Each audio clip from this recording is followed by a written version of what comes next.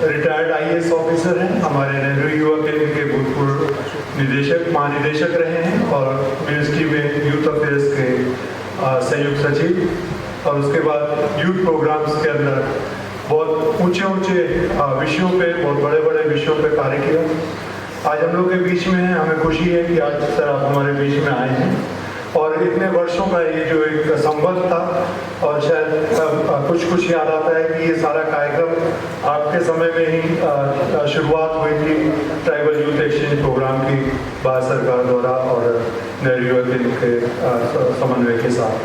कुछ योजना है सरकार के ओर से, उन्हें नहीं पता और वो आगे यहाँ इस जगह आए हैं, यहाँ का माहौल, यहाँ का रहन सहन सब देखकर उन्हें एहसास हो रहा है कि समय का वैल्यू क्या है। अधिकतर देखा जाए तो लोग गांव में रहते हैं तो समय का वैल्यू नहीं पता रहता, यहाँ आएगा तो मुझे एहसास हो गया कि समय का वैल्यू क्या होता है और पढ़ाई कितना इम्पोर्टेंट है। अधिकतर देखा जाए गाँव में तो जिसमें कर्मा, ददरिया, सुआ, राउत नाचा, पंथी नृत्य और फिर मांदरी नृत्य बहुत सारे हैं जो folk नृत्य। वो बहुत लाभदायक हो, और as proud citizens of this proud country of ours India, आप वापस जाएं अपने गांव में, अपने जिलों में, और वहाँ सबको बताइए आपका जो उपलब्धियाँ क्या क्या रहा, वो उसके बारे में आप जानकारी दीजिए, और आपका यहाँ जो रहना बहुत अच्छा हो। इस उम्मीद के साथ में मेरी जो बात है वो खत्म करता हूँ। बहुत बहुत धन्यवाद। राजेश जादौन जी, DYO अंजलि जी और सहायक निदेशक सोनी जी, CRPF और ITBF के हमारे जो टीम लीडर आए हैं हमारे नौजवान भाई और बहनों के साथ, और मेरे नौजवान भाई और बहनों, हम सब लोगों के लिए बहुत ही गौरव की बात है कि जहां एक तरफ धान के कटोरे के लोग मेरे सामने हैं, तो मैं आज इस अवसर पे माँ बबलेश्वरी को याद करना चाहूँगा। साथ ही हमारे साथ बालाघाट के भी, घाट है कि नहीं, बाल है कि नहीं, पर नाम उसका बालाघाट है, ऐसे प्रदेश से आए हुए जिले के साथियों का मैं नेहरू युवा केंद्र संगठन की ओर से हार्दिक अभिनंदन और स्वागत करता हूँ। भारत सरकार के गृह मंत्रालय और युवा कार्यक्रम खेल मंत्रालय द्वारा एक अभिनव प्रयोग किया जा रहा है कि दूर दराज के नौजवान एक साथ इकट्ठे हों, एक साथ बैठे, एक साथ सोचे, एक साथ समझे और अपने अंदर के जो भाव हैं उनको कहीं कहीं संजोने का काम हम सब लोग मिल करके करें। इससे पहले 13 कार्यक्रम हो चुके हैं और इस वित्तीय वर्ष का ये प्रथम कार्यक्रम है जो दिल्ली में आयोजित हो रहा है, और आप सब सौभाग्यशाली है कि प्रथम कार्यक्रम के आप प्रथम प्रतिभागी हैं।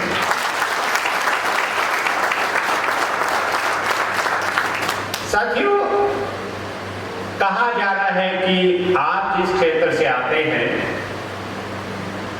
वो नक्सल प्रभावित है। मुझे नहीं पता कि वो प्रभावित क्या है और क्यों है। मैं जहां तक जानता हूं कि जो हरा भरा जंगल है, जो प्रकृति ने हमको जो कुछ दिया है वो वही है जहां आप रहते हैं। हम तो सीमेंट और कंक्रीट के पहाड़ों में रहते हैं जहां न हवा है न पानी, लेकिन सौभाग्य से आप सब लोग भाग्यशाली हैं, आप जहां हैं वहां शुद्ध हवा है और शुद्ध पानी। तो भी किसको आदर्श मान रहे हैं ये हमारे ऊपर है कि हम अच्छाई की ओर जा रहे हैं या हम बुराई की ओर जा रहे हैं। दृश्य हमारे सामने वही है। तो नौजवान जो उस धारा में गए हैं, जो इस तरह का उपद्रव करते हैं, उनका जो समझ है वो थोड़ा विद्रोह की ओर चला गया। हमें वापस उसको शांति की ओर लाना है, तो हमें भी कुछ काम ऐसा करना पड़ेगा कि हम अपने ही भाई को अपने साथ जोड़ पाए और कहे कि सही आदर्श ये है, तुम जिसको आदर्श मान रहे हो वह आदर्श दिशा नहीं है। तो हम सब लोग मिलकर के ऐसा एक प्रयास करेंगे।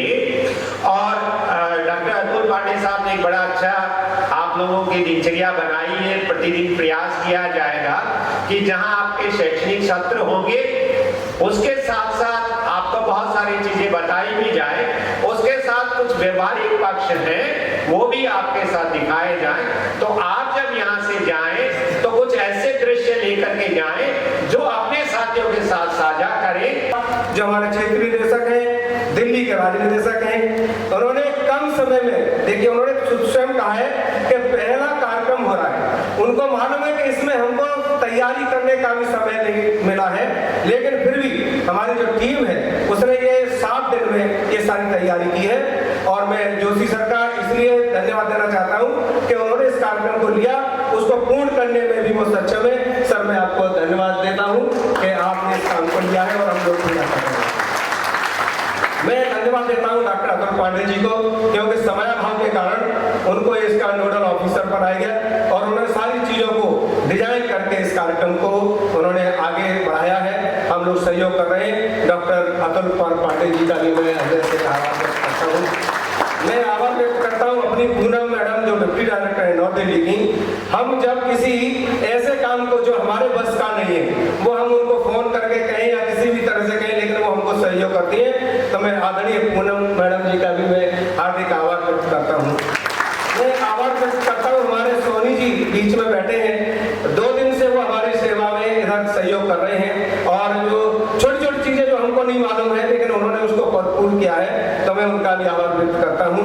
और हमारे बीच में अंजलि चौधरी जी जो इसका सफल संचालन कर रही है, आज उनका पहला कार्यक्रम है और बहुत अच्छा सफल कार्यक्रम किया, उनके लिए जोरदार आभार के रूप में चाहिए। और हमारे बीच में हमारे साथी मेरे भावना सैनी जो मेरे एपीए हैं वो भी लगी हुई, हालांकि उनका स्वास्थ्य ठीक नहीं है, फिर भी मैं उनका आभार व्यक्त करता हूँ। वो अपने फिर भी स्वास्थ्य को ध्यान में रखते हुए वो अपना बहुत अच्छा काम कर रही है। मेरे बीच में मेरे अशोक, हमारे मोहित जी और हमारे राकेश जी, सबसे ज्यादा धन्यवाद मैं करना चाहता हूँ जो हमारे बीच में जो पदाधिकारी जो अलग अलग आए हैं। मैं अली साहब खड़े हो जाए, इनका मैं शुरुआत से ही इनसे बातचीत हो रही है, बहुत अच्छी टीम रहेगी। और देशमुख जी से भी शुरुआत में बात हो रही थी। और कविता मैडम, सानिया मैडम, मीना जी खड़े हो जाइएगा आप लोग, मीना जी और वर्षा जी और श्रीनिवास राजा और सर आपका नाम उनको भी पड़ेगा। आप सभी का बहुत अच्छा मेरे को सहयोग मिला है कल से, मैं आपका आभार व्यक्त करता हूँ।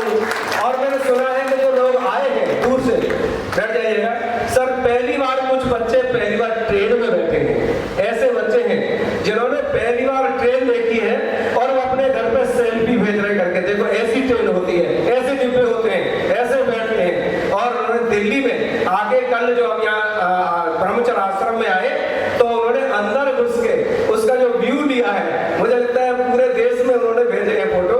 बहुत बहुत आभार व्यक्त करता हूँ आपका कि आप बहुत संस्कारी व्यक्ति हैं, संस्कारी बच्चे हैं।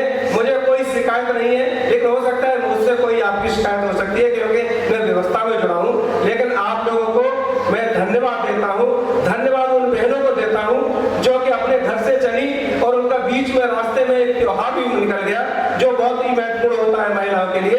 मैं उन महिलाओं का आभार व्यक्त करता हूँ कि उन्होंने त्योहार अपना रास्ते में निकाला है।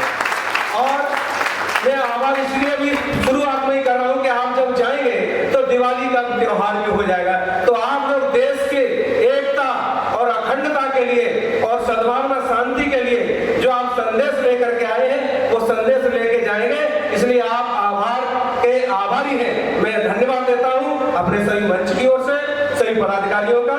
अगर मैं भूलवश किसी का नाम छोड़ गया है तो मैं उनसे क्षमा चाहते हुए उनका आभार व्यक्त करता हूँ।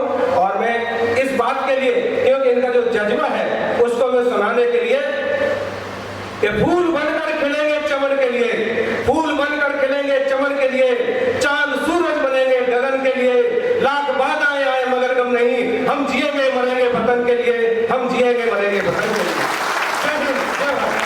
आपको स्वीकार करें और इधर आप सोफे पे आ जाएंगे सर। और हमारी कुछ कल्चर इवेंट है छोटी सी, उसको भी देखें क्योंकि आदिवासियों की जो संस्कृति है